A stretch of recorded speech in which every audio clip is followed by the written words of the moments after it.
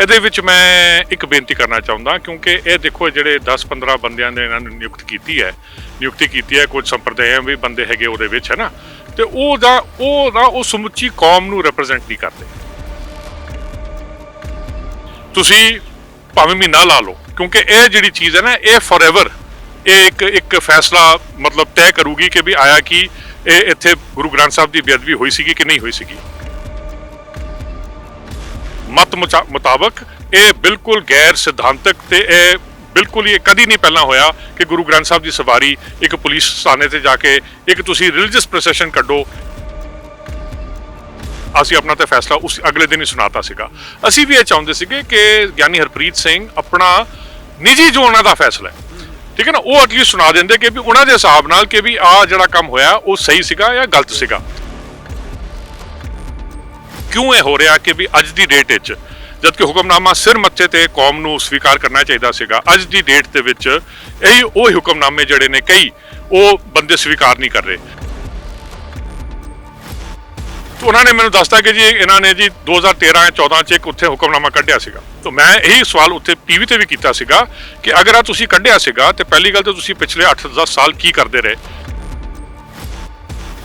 तो ये जेड़े फैसले ने ना सो ये जेड़ी कमेटी बनाउण दी गल हैगी ये बहुत वधिया गल है बट इनू इहदा विस्तार होर वड्डा करना चाहिए। सत श्री अकाल, तुसीं देख रहे हो ग्लोबल पंजाब टीवी। मैं तुहाडे नाल दिलजीत सिंह। कल अकाल तख्त साहब के जथेदार होरां वल्लों जिहड़ा कि जिहड़ी जिस दे विच कुछ मैंबर नियुक्त कीते जांदे, एक सत्कार कमेटी नियुक्त की जाती है जिस दे विच अमृतपाल वल्लों जद अजनाला की घटना वापरदी है गुरु ग्रंथ साहिब का स्वरूप नाल चक्या जांदा अते थाणे दे वल जिहड़ा कूच कीता जांदा उस नूं लैके एक कमेटी बनाई गई है कि की फैसला लिता जाएगा जिस दे विच कि इंद्रवीर निज्जर भी ने अते श्रोमणी कमेटी के प्रधान, दिल्ली कमेटी के प्रधान, कुछ प्रिंसीपल साहबान भी ने अते इन्हां तमाम मुद्दों नूं लैके साडे नाल अज गुरप्रीत सिंह जी मौजूद ने, सिख स्कॉलर ने, चंडीगढ़ तो गलबात करदे आ। तां गुरप्रीत जी पहला तां ग्लोबल पंजाब टीवी ते बहुत बहुत स्वागत है तुहाडा। वाहिगुरू जी का खालसा वाहिगुरू जी की फतेह जी, धन्नवाद जी। जथेदार साहब वालों एक कमेटी नियुक्त की गई अमृतपाल के अजनाला वाली घटना नूं लैके जिस दे विच काफ़ी वड्डे नाम ने, इंद्रवीर निज्जर कैबिनेट मंत्री ने, चीफ खालसा दीवान के प्रेजिडेंट भी ने अते कमेटियां के प्रधान ने, प्रिंसीपल साहबान ने अते इस फैसले नूं किस तरह देखदे तुसीं? देखो जी ये तो मेरे हिसाब नाल जिहड़ी गल इन्हां ने कीती है बहुत शलाघायोग है कि कमेटी बनाई है। पर ਇਹਦੇ ਵਿੱਚ ਮੈਂ ਇੱਕ ਬੇਨਤੀ ਕਰਨਾ ਚਾਹੁੰਦਾ ਕਿਉਂਕਿ ਇਹ ਦੇਖੋ ਜਿਹੜੇ 10-15 ਬੰਦਿਆਂ ਦੇ ਇਹਨਾਂ ਨੇ ਨਿਯੁਕਤੀ ਕੀਤੀ ਹੈ ਕੁਝ ਸੰਪਰਦਾਇਆਂ ਵੀ ਬੰਦੇ ਹੈਗੇ ਉਹਦੇ ਵਿੱਚ ਹੈ ਨਾ ਤੇ ਉਹ ਸਮੁੱਚੀ ਕੌਮ ਨੂੰ ਰਿਪਰੈਜ਼ੈਂਟ ਨਹੀਂ ਕਰਦੇ। ਸੋ ਅਗਰ ਅਕਾਲ ਤਖਤ ਤੋਂ ਇੱਕ ਸੰਦੇਸ਼ ਜਾਣਾ ਹੈ, ਇੱਕ ਹੁਕਮਨਾਮਾ ਆਉਣਾ ਹੈ ਤੇ ਮੇਰੇ ਹਿਸਾਬ ਨਾਲ ਪੂਰੀ ਕੌਮ ਦਾ ਫੈਸਲਾ ਦੇਖੋ 15 ਦਿਨ ਤੁਸੀਂ ਟਾਈਮ ਦਿੱਤਾ ਹੈ। ਮੈਂ ਕਹਿੰਦਾ ਇਹੋ ਜਿਹੇ ਗੰਭੀਰ ਫੈਸਲਿਆਂ ਉੱਤੇ ਤੁਸੀਂ ਭਾਵੇਂ ਮਹੀਨਾ ਲਾ ਲਓ ਕਿਉਂਕਿ ਇਹ ਜਿਹੜੀ ਚੀਜ਼ ਹੈ ਨਾ ਇਹ ਫੋਰਐਵਰ एक फैसला मतलब तय करूगी कि भी आया कि इत्थे गुरु ग्रंथ साहब की बेअदबी हुई सी कि नहीं हुई सी। हुण असी मैं तुहानूं गल दसां कि असी जिहड़े इत्थे बुद्धिजीव ने चंडीगढ़ वाले असी इत्थे एक मीटिंग की ते असी उत्थे फैसला ले लिया कि साडे मत मुताबक ये बिल्कुल गैर सिद्धांतक ते बिल्कुल ही कदी नहीं पहला होया कि गुरु ग्रंथ साहब की सवारी एक पुलिस थाने ते जाके एक तुसी रिलीजियस प्रोसैशन कड्डो ताकि अपने पोलिटिकल कोई एंड लई तुहाडा जिहड़ा भी तुहाडा मसला सीगा ठीक है। गुरु ग्रंथ साहब मूरे सिख अरदास जरूर करता है फिर अपने ਜਿਹੜੇ ਵੀ ਕਾਰਜ ਲਈ ਉਹਦੇ ਵਿੱਚ ਉਹ ਕੂਚ ਕਰਦਾ ਹੈ ਤੇ ਉਹ ਕਰ ਦੇਣਾ ਚਾਹੀਦਾ ਸੀਗਾ। ਗੁਰੂ ਗ੍ਰੰਥ ਸਾਹਿਬ ਦਾ ਉੱਥੇ ਲਿਜਾਣਾ ਬਿਲਕੁਲ ਸਾਡੇ ਹਿਸਾਬ ਨਾਲ ਗਲਤ ਸੀਗਾ ਬਟ ਅਸੀਂ ਆਪਣਾ ਫੈਸਲਾ ਸੁਣਾਤਾ ਹੈ। ਸਿੱਖ ਜਿਹੜੀ ਬੁੱਧੀਜੀਵ ਚੰਡੀਗੜ੍ਹ ਵਾਲੇ ਨੇ ਅਸੀਂ ਆਪਣਾ ਤਾਂ ਫੈਸਲਾ ਉਸ ਅਗਲੇ ਦਿਨ ਹੀ ਸੁਣਾਤਾ ਸੀਗਾ। ਅਸੀਂ ਵੀ ਇਹ ਚਾਹੁੰਦੇ ਸੀਗੇ ਕਿ ਗਿਆਨੀ ਹਰਪ੍ਰੀਤ ਸਿੰਘ ਆਪਣਾ ਨਿੱਜੀ ਜੋ ਉਹਨਾਂ ਦਾ ਫੈਸਲਾ ਹੈ ਠੀਕ ਹੈ ਨਾ ਉਹ ਐਟਲੀਸਟ ਸੁਣਾ ਦਿੰਦੇ ਕਿ ਵੀ ਉਹਨਾਂ ਦੇ ਹਿਸਾਬ ਨਾਲ ਕਿ ਵੀ ਆਹ ਜਿਹੜਾ ਕੰਮ ਹੋਇਆ ਉਹ ਸਹੀ ਸੀਗਾ ਜਾਂ ਗਲਤ ਸੀਗਾ। ਹਾਂ ਬਾਕੀ ਜਿਹੜਾ फाइनल फैसला जिहड़ा हैगा वो कौम ते रखो, कौम दे सारे विद्वानां नूं, कौम दी सारी संगत नूं इंडिया ते बाहर विच भी नॉट पंजाब ओनली भारत दे विच भी तुसी अपने बाहरले मुल्कां दे विच तुसी उन्हां दी भी राय पुछो कि अगर तुसी एक वाकई कौमी फैसला चाहुंदे हो क्योंकि नहीं की हुंदा है कि इत्थों ਜਿਹੜੇ भी हुक्मनामे निकलते हैं ना वो मेरे ख्याल 2-4 बंदे 8-10 बंदे 15 बंदे उन्हां दे अपने हिसाब नाल दे दिंदे ने अपने फैसले ते इत्थों हुक्मनामा निकल जाता है। अच्छा हुण वो भी तुसी देखिया कि जिहो जिहे हुक्मनामे निकलते हैं क्यों ये हो रहा कि भी अज की डेट विच जबकि हुक्मनामा सिर मत्थे ते कौम नूं स्वीकार करना चाहिए सीगा, अज की डेट दे विच यही वो हुक्मनामे जिहड़े ने कई ਉਹ ਬੰਦੇ ਸਵੀਕਾਰ ਨਹੀਂ ਕਰ ਰਹੇ। ਮਿਸਾਲ ਦੇ ਤੌਰ ਤੇ ਮੈਂ ਤੁਹਾਨੂੰ ਗੱਲ ਦੱਸਾਂ ਕਿ ਜਿਹੜਾ ਕੁਰਸੀਆਂ ਤੇ ਬੈਂਚਾਂ ਵਾਲਾ ਕੁਰਸੀਆਂ ਨਹੀਂ ਬੈਂਚਾਂ ਵਾਲਾ ਮਸਲਾ ਸੀਗਾ। ਹੁਣ ਮੈਨੂੰ ਇਹ ਨਹੀਂ ਪਤਾ ਸੀਗਾ ਇਲਮ, ਜਦੋਂ ਮੈਂ ਇੱਕ ਟੀਵੀ ਚੈਨਲ ਤੇ ਗਿਆ ਤੇ ਮੈਂ ਉਹ ਇਹਦੇ ਅਗੇਂਸਟ ਬੋਲ ਰਿਹਾ ਸੀਗਾ ਕਿ ਵੀ ਉੱਥੇ ਦੇ ਵੀ ਜਿਹੜਾ ਬੰਦਾ ਗੁਰੂ ਘਰ ਆਉਂਦਾ ਹੈ, ਇਹ ਗੱਲ ਤਾਂ ਸਪਸ਼ਟ ਹੈ ਕਿ ਉਹ ਬੇਅਦਬੀ ਕਰਨ ਨਹੀਂ ਆ ਰਿਹਾ। ਤੇ ਅਗਰ ਉਹ ਬੈਂਚ ਤੇ ਬਹਿ ਰਿਹਾ, ਅਗਰ ਉਹ ਪੁੰਜੇ ਨਹੀਂ ਬੈਠ ਸਕਦਾ, ਉਹਦੀ ਜਿਹੜੀ ਫਿਜ਼ੀਕਲ ਹਾਲਤ ਅਲਾਉ ਨਹੀਂ ਕਰਦੀ ਕਿ ਉਹ ਪੁੰਜੇ, ਤੇ ਉਹਨਾਂ ਨੇ ਮੈਨੂੰ ਦੱਸਤਾ ਕਿ ਜੀ ਇਹਨਾਂ ਨੇ ਜੀ 2013-14 ਚ ਇੱਕ ਉੱਥੇ ਹੁਕਮਨਾਮਾ ਕੱਢਿਆ ਸੀਗਾ। ਤਾਂ ਮੈਂ ਇਹੀ ਸਵਾਲ ਉੱਥੇ ਟੀਵੀ ਤੇ ਵੀ ਕੀਤਾ ਸੀਗਾ ਕਿ ਅਗਰ ਆ ਤੁਸੀਂ ਕੱਢਿਆ ਸੀਗਾ ਤੇ ਪਹਿਲੀ ਗੱਲ ਤਾਂ ਤੁਸੀਂ ਪਿਛਲੇ 8-10 ਸਾਲ ਕੀ ਕਰਦੇ ਰਹੇ, ਕਿਉਂਕਿ ਇੰਨੇ ਗੁਰਦੁਆਰਿਆਂ ਚ ਹੁਣ ਲੱਗੇ ਨੇ ਉਸ ਤੋਂ ਬਾਅਦ। ਦੂਜੀ ਗੱਲ ਮੋਰ ਇੰਪੋਰਟੈਂਟਲੀ ਕਿ ਵੀ ਕਿਹੜੇ ਹਿਸਾਬ ਨਾਲ ਤੁਸੀਂ ਫੈਸਲਾ ਲਿੱਤਾ ਸੀਗਾ, ਕਿਹਨਾਂ ਨੂੰ ਤੁਸੀਂ ਇਹਦੇ ਵਿੱਚ ਸ਼ਮੂਲੀਅਤ ਲਿੱਤੀ ਸੀਗੀ, ਕਿਹਨਾਂ ਤੋਂ ਤੁਸੀਂ ਰਾਇਆਂ ਮੰਗੀਆਂ ਸੀਗੀਆਂ, ਤਾਂ ਕਿ ਇਹ ਜਿਹੜਾ ਫੈਸਲਾ ਵੀ ਹੈਗਾ ਕਿ ਇਹ ਸਮੁੱਚੀ ਕੌਮ ਦਾ ਹੋਣਾ ਚਾਹੀਦਾ ਸੀਗਾ। ਜੇ ਅਗਰ ਉਹ ਸਮੁੱਚੀ ਕੌਮ ਦਾ ਹੁੰਦਾ ਤੇ ਮੇਰੇ ਹਿਸਾਬ ਨਾਲ, ਤੇ ਅਗਰ ਇਹੀ ਫੈਸਲਾ ਹੋਣਾ ਸੀਗਾ ਤੇ ਮੇਰੇ ਹਿਸਾਬ ਨਾਲ ਕੋਈ ਗੁਰਦੁਆਰਾ ਕਮੇਟੀ ਵੀ ਨਹੀਂ ਕਰਦੀ, ਠੀਕ ਹੈ ਨਾ। ਪਰ ਉਹ ਇਟ ਵਾਸ ਅਗੇਨ ਉੱਥੋਂ ਜੀ ਅਸੀਂ ਜੀ 5 ਬੰਦਿਆਂ ਨੇ ਫੈਸਲਾ ਕਰ ਲਿਆ ਜੀ, ਤੇ ਇਹ ਹੋਣਾ ਚਾਹੀਦਾ ਹੈ। ਹੁਣ ਇਹ ਹੁਕਮਨਾਮੇ ਦੀ ਜਿਹੜੀ ਪ੍ਰਥਾ ਜਿਹੜੀ ਸਿਸਟਮ ਹੈ ਨਾ, ਇਹ ਕੌਮੀ ਸਿਸਟਮ ਹੋਣਾ ਚਾਹੀਦਾ, ਜਿੱਦਾਂ ਪੁਰਾਤਨ ਹੁੰਦਾ ਸੀਗਾ। ਸਰਬਤ ਖਾਲਸਾ ਇਕੱਠਾ ਹੁੰਦਾ ਸੀਗਾ। ਖਾਲਸੇ ਤੋਂ ਤੁਸੀਂ ਹੁਣ ਅੱਜ ਦੀ ਡੇਟ ਵਿੱਚ ਟੈਕਨੋਲੋਜੀ ਇੰਨੀ ਵੱਧ ਗਈ ਹੈ, ਤੁਸੀਂ 2 ਹਫ਼ਤੇ ਚ 3 ਹਫ਼ਤੇ ਚ ਮਹੀਨੇ ਵੱਧ ਤੋਂ ਵੱਧ ਤੁਸੀਂ ਲੋਕਾਂ ਦੀ ਰਾਇ ਆਰਾਮ ਨਾਲ ਲੈ ਸਕਦੇ। ਪਹਿਲਾਂ ਪੁਰਾਤਨ ਵੇਲੇ ਕਿਵੇਂ ਹੁੰਦਾ ਸੀਗੇ ਫੈਸਲੇ, ਕਿਸ ਤਰੀਕੇ ਨਾਲ ਕਰਦੇ? ਅਜਿਹੇ ਫੈਸਲੇ ਪਹਿਲਾਂ ਵੀ ਹੁੰਦੇ ਹੋਣਗੇ। ਪੁਰਾਤਨ ਵੇਲੇ ਤੇ ਇਦਾਂ ਸੀਗਾ ਜੀ, ਕੌਮ ਇਕੱਠੀ ਹੁੰਦੀ ਸੀਗੀ ਅਕਾਲ ਤਖਤ ਸਾਹਿਬ ਤੇ ਉੱਥੇ 5 ਸਿੰਘ ਚੁਣੇ ਜਾਂਦੇ ਸੀਗੇ,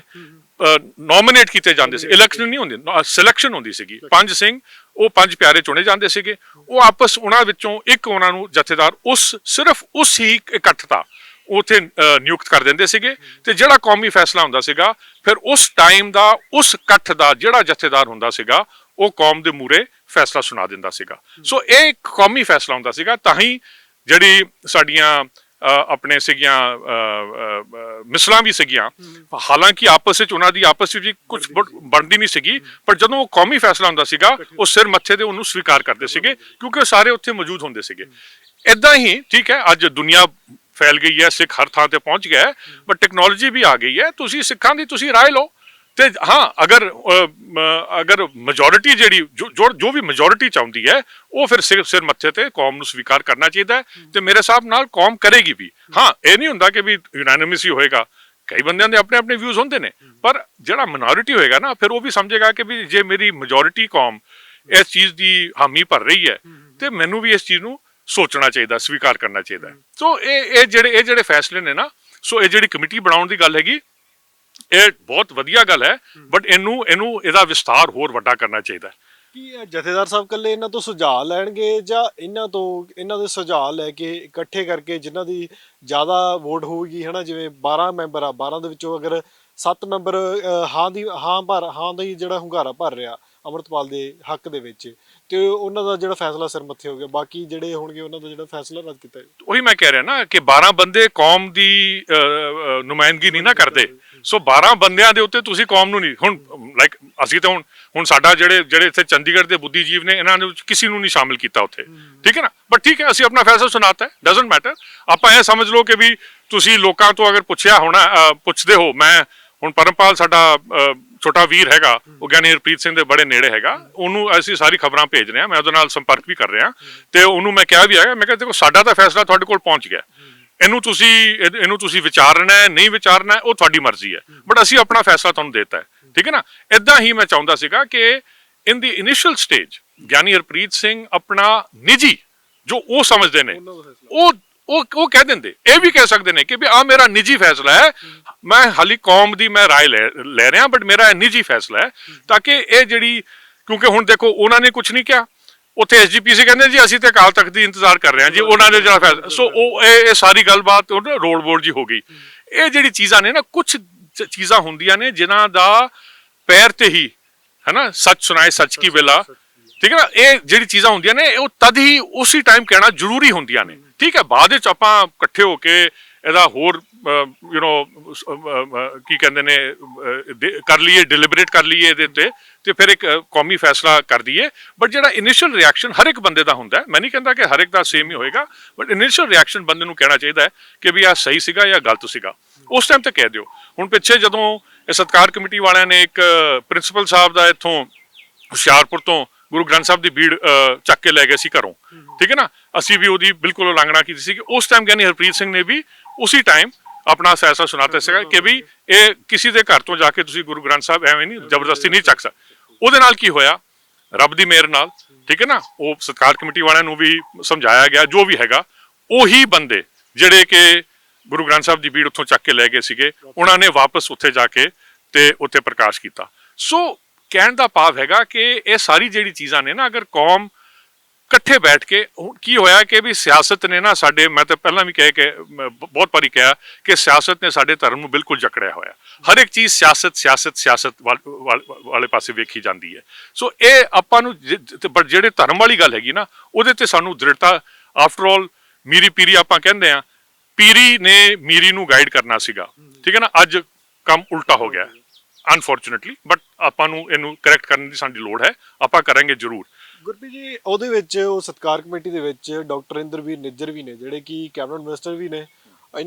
ਇਸ ਸਰਕਾਰ ਦੇ ਵਿੱਚ ਇਹ ਅਜਨਾਲਾ ਵਾਲੀ ਜਿਹੜੀ ਘਟਨਾ ਹੋਈ ਸੀਗੀ, ਚੀਫ ਖਾਲਸਾ ਦੀਵਾਨ ਦੇ ਜਿਹੜੇ ਕਿ ਉਹ ਪ੍ਰੈਜ਼ੀਡੈਂਟ ਵੀ ਨੇ, ਕਿ ਹੋ ਸਕਦਾ ਕਿ ਉਹਨਾਂ ਦਾ ਫੈਸਲਾ ਆਪਣੀ ਪਾਰਟੀ ਦੇ ਹੱਕ ਦੇ ਵਿੱਚ ਵੀ ਹੋ ਸਕਦਾ, ਪਾਰਟੀ ਵੀ ਨਾਲ ਸੰਬੰਧ ਰੱਖਦੇ ਆ, ਕਿ ਵੀ ਅੰਮ੍ਰਿਤਪਾਲ ਨੂੰ ਅਜਿਹਾ ਗਲਤ ਸੀਗਾ, ਉਹਨਾਂ ਦਾ ਅਜਿਹਾ ਫੈਸਲਾ ਵੀ ਹੋ ਸਕਦਾ। ਤੇ ਦੂਜੇ ਪਾਸੇ ਬਾਕੀ ਕਹਿ ਸਕਦੇ ਕਿ ਇਹ ਫੈਸਲਾ ਸਹੀ ਸੀਗਾ, ਉਹਦਾ ਜਿਹੜਾ ਗੁਰੂ ਗ੍ਰੰਥ ਸਾਹਿਬ ਕੈਰੀ ਕਰਨਾ। ਉਹੀ ਮੈਂ ਕਹਿ ਰਿਹਾ ਨਾ, ਇਹ ਦੋ ਬੰਦੇ, ਇਹ ਤੁਸੀਂ ਹੁਣ 12 ਬੰਦਿਆਂ ਦੀ ਗੱਲ ਕੀਤੀ ਹੈ, ਮੈਂ ਫਿਰ ਤੋਂ ਦੁਹਰਾ ਰਿਹਾ, 12 ਬੰਦੇ ਕੌਮ ਦੀ ਨੁਮਾਇੰਦਗੀ ਨਹੀਂ ਕਰਦੇ, ਠੀਕ ਹੈ ਨਾ। ਤੁਸੀਂ ਬਥੇਰੇ ਹੋਰ ਬੰਦੇ ਨੇ ਦੁਨੀਆ ਭਰ ਦੇ ਵਿੱਚ ਨੇ, ਤੁਸੀਂ ਉਹਨਾਂ ਦੀ ਰਾਇ ਲਓ ਜਿਹੜਾ ਹੈਗਾ, ਠੀਕ ਹੈ। But in the mean time ਆਪਣੀ ਨਿੱਜੀ ਰਾਏ ਜ਼ਰੂਰ, ਕਿਉਂਕਿ ਤੁਸੀਂ ਅੱਜ ਦੀ ਡੇਟ ਵਿੱਚ ਇੱਕ ਮੁੱਖ ਸੇਵਾਦਾਰ ਅਕਾਲ ਤਖਤ ਸਾਹਿਬ ਦੇ ਬਤੌਰ ਉੱਥੇ ਤੁਸੀਂ ਸੁਸ਼ੋਭਿਤ ਹੋ।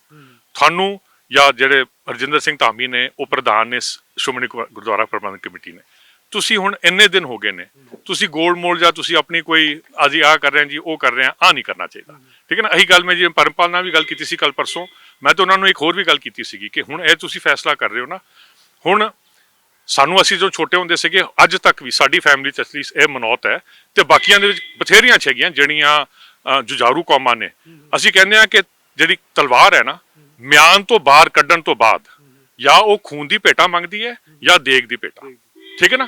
ਅਸੀਂ ਹੁਣ ਨੰਗੀਆਂ ਤਲਵਾਰਾਂ ਲੈ ਕੇ ਅਸੀਂ ਘੁੰਮ ਰਹੇ ਹਾਂ, ਇਹ ਮੇਰੇ ਹਿਸਾਬ ਨਾਲ ਕਦੀ ਸਿੱਖਾਂ ਨੇ ਨਹੀਂ ਕੀਤਾ ਸੀਗਾ, ਠੀਕ ਹੈ ਨਾ। ਜਿਹੜੀਆਂ ਜੁਝਾਰੂ ਕੌਮਾਂ ਹੁੰਦੀਆਂ ਨੇ ਨਾ, ਇਹ ਨਹੀਂ ਕਰਦੀਆਂ ਨੇ, ਤਲਵਾਰ ਕੱਢਤੀ ਮਿਆਨ ਤੋਂ, ਖੂਨ ਦੀ ਭੇਟਾ ਜਾਂ ਦੇਗ ਦੀ ਭੇਟਾ, ਇਹ ਤੋਂ ਇਲਾਵਾ ਕੋਈ ਮਤਲਬ ਨਹੀਂ ਹੈ ਤਲਵਾਰ ਨੂੰ ਕੱਢਣ।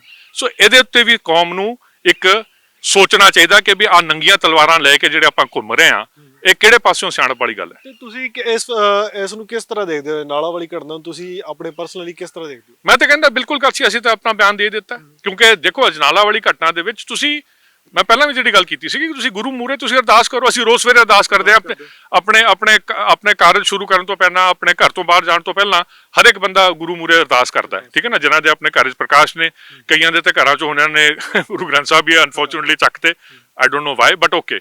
ਸੋ ਮੇਰਾ ਕਹਿਣਾ, ਜਿਨ੍ਹਾਂ ਦੇ ਘਰਾਂ 'ਚ ਪ੍ਰਕਾਸ਼ ਨੇ ਉਹ ਤਾਂ ਉੱਥੇ ਕਰਦੇ ਨੇ, ਜਿਹੜੇ ਨੇ ਗੁਰਦੁਆਰੇ ਜਾਂਦੇ ਨੇ ਜਾਂ ਜੋ ਵੀ ਹੈ, ਜਾਂ ਉੱਦਾਂ ਹੀ ਤੁਸੀਂ ਖੜੇ ਹੋ ਕੇ ਤੁਸੀਂ ਅਰਦਾਸ ਕਰੋ, ਤੁਸੀਂ ਰੱਬ ਨੂੰ ਯਾਦ ਕਰ ਲਓ ਕਿ ਜੀ ਹੁਣ ਮੈਂ ਦਿਨ ਚੜਿਆ ਹੈ ਜੀ, ਹੁਣ ਮੈਂ ਆਪਣੇ ਕਾਰਜ ਤੇ ਚੱਲਿਆ, ਤੇ ਅਰਦਾਸ ਕਰਕੇ ਤੁਸੀਂ ਬਾਹਰ ਨਿਕਲਦੇ ਹੋ। ਏਦਾਂ ਹੀ ਇੱਥੇ ਹੋਣਾ ਚਾਹੀਦਾ ਸੀਗਾ। ਤੁਸੀਂ ਇੱਕ ਬੰਦੇ ਨੂੰ ਛਡਾਣ ਜਾ ਰਹੇ ਸੀਗੇ, ਠੀਕ ਹੈ, ਜਾਓ ਜ਼ਰੂਰ, ਜੀ ਸਦਕੇ ਜਾਓ, ਤੁਹਾਡਾ ਹੱਕ ਹੈਗਾ। ਅਗਰ ਉਹ ਵਾਕਈ ਨਜਾਇਜ਼ ਫੜਿਆ ਹੈ, ਤੁਹਾਡਾ ਹੱਕ ਹੈਗਾ। ਮੈਂ ਤਾਂ ਕਹਿੰਦਾ ਕੋਈ ਵੀ ਬੰਦਾ ਨਜਾਇਜ਼ ਡੱਕਿਆ ਜਾਏ, ਉਹਨੂੰ ਛਡਾਣਾ ਸਮੁੱਚੀ ਉਹਦੇ ਪਿੰਡ ਵਾਲਿਆਂ ਦਾ, ਉਹਦੀ ਕੌਮ ਦਾ ਹੱਕ ਬਣਦਾ ਹੈ। ਅਸੀਂ ਬਟ ਤੁਸੀਂ ਲੋਕਾਂ ਨੂੰ ਦੱਸੋ ਕਿ ਵੀ ਇਹ ਨਜਾਇਜ਼ ਫੜਿਆ ਗਿਆ, ਜੋ ਵੀ ਹੈ, ਤਾਂ ਕਿ ਲੋਕੀ ਤੁਹਾਡੇ ਨਾਲ। ਬਟ ਉੱਥੇ ਗੁਰੂ ਨੂੰ ਖੜਨਾ ਮੇਰੇ ਹਿਸਾਬ ਨਾਲ ਬਿਲਕੁਲ ਗਲਤ ਸੀਗਾ, ਕਿਉਂਕਿ ਉਹਦੇ ਨਾਲ ਬੇਅਦਬੀ ਵੀ ਹੋ ਸਕਦੀ ਸੀਗੀ।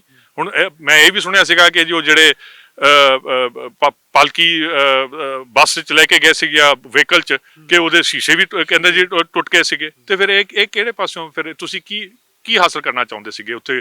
ਗੁਰੂ ਗ੍ਰੰਥ ਸਾਹਿਬ ਜੀ ਨੂੰ ਉੱਥੇ ਲਿਜਾ ਕੇ ਤੁਸੀਂ ਕੀ ਹਾਸਲ ਕਰਨਾ ਚਾਹੁੰਦੇ ਸੀਗੇ? ਸੋ ਇਹ ਜਿਹੜੀਆਂ ਗੱਲਾਂ ਨੇ ਨਾ, ਇਹ ਬਿਲਕੁਲ ਸਿੱਖ ਕੌਮ ਨੂੰ ਨਾ ਇੱਕ ਬਹੁਤ ਜਿਹਨੂੰ ਕਹਿੰਦੇ ਨੇ ਗੁਰੂ ਨਾਨਕ ਸਾਹਿਬ ਦਾ ਜੋ ਤੋਂ ਪ੍ਰੇਮ ਖੇਡਣ ਦਾ ਚਾਹੋ ਨਾ, ਉਹ ਪ੍ਰੇਮ ਵਾਲੇ ਪਾਸੋਂ ਨਾ ਅਸੀਂ ਬਹੁਤ ਦੂਰ ਚਲੇ ਗਏ ਹਾਂ। ਅਸੀਂ ਹੁਣ ਸਿਰਫ ਬਸ ਲੜਾਕੂ ਜੇ ਰਹਿ ਗਏ ਹਾਂ ਕਿ ਜੀ ਕਿਰਪਾਨਾਂ ਕੱਢ ਲਓ, ਡਾਂਗਾ ਕੱਢ ਲਓ। ਨਹੀਂ, ਉਹ ਜਦੋਂ ਉਹ ਟਾਈਮ ਆਏਗਾ, ਉਹਦੇ ਤੇ ਵੀ ਸਿੱਖ ਜਿਹੜਾ ਹੈਗਾ, ਖਾਲਸਾ ਜਿਹੜਾ ਹੈਗਾ, ਉਹ ਤਤਪਰ ਹੈਗਾ, ਉਹ ਵੀ ਕਰ ਸਕਦਾ ਹੈ। ਪਰ ਇਹ ਟਾਈਮ ਨਹੀਂ ਹੈਗਾ ਇਹੋ ਜਿਹਾ ਕੰਮ ਕਰਨ ਦਾ। ਇੱਥੇ ਤੁਸੀਂ ਸੰਵਾਦ ਦੇ ਉੱਤੇ ਆਓ, ਵਿਚਾਰ ਕਰੋ, ਸੰਵਾਦ ਕਰੋ। ਤੁਹਾਡੀ ਗੱਲ ਜਿਹੜੀ ਸੱਚੀ ਹੈਗੀ ਉਹ ਰੱਬ ਵੀ ਉਹ ਸੱਚੀ ਗੱਲ ਦੇ ਵਿੱਚ ਸਹਾਇਕ ਹੁੰਦਾ ਹੈ, ਤੇ ਤੁਹਾਡੀ ਗੱਲ ਜਿਹੜੀ ਸੱਚੀਆਂ ਨੇ ਉਹ ਜ਼ਰੂਰ ਉਹ ਸਿਰੇ ਚੜ੍ਹਦੀਆਂ ਨੇ। ਤਾਂ ਇਹ ਸਨ ਸਾਡੇ ਨਾਲ ਸਿਕਸ ਕਾਲਰ ਗੁਰਪ੍ਰੀਤ ਸਿੰਘ ਜੀ, ਜਿਨ੍ਹਾਂ ਨਾਲ ਗੱਲਬਾਤ ਕੀਤੀ ਅਜਨਾਲਾ ਵਾਲੀ ਘਟਨਾ ਤੇ ਉਹਨਾਂ ਵੱਲੋਂ ਦੱਸਿਆ ਗਿਆ ਕਿ ਪਹਿਲਾਂ ਗਿਆਨੀ ਹਰਪ੍ਰੀਤ ਸਿੰਘ ਵੱਲੋਂ ਆਪਣਾ ਜਿਹੜਾ ਕਿ ਵਿਚਾਰ ਰੱਖਣਾ ਚਾਹੀਦਾ, ਮੀਡੀਆ ਦੇ ਸਾਹਮਣੇ ਜਿਹੜੇ ਕਿ ਆਪਣਾ ਵਿਚਾਰ ਦੱਸਣਾ ਚਾਹੀਦਾ। ਕੈਮਰਾ ਪਰਸਨ ਜੇਪੀ ਦੇ ਨਾਲ ਮੈਂ ਦਲਜੀਤ ਸਿੰਘ, ਗਲੋਬਲ ਪੰਜਾਬ ਟੀਵੀ, ਚੰਡੀਗੜ੍ਹ।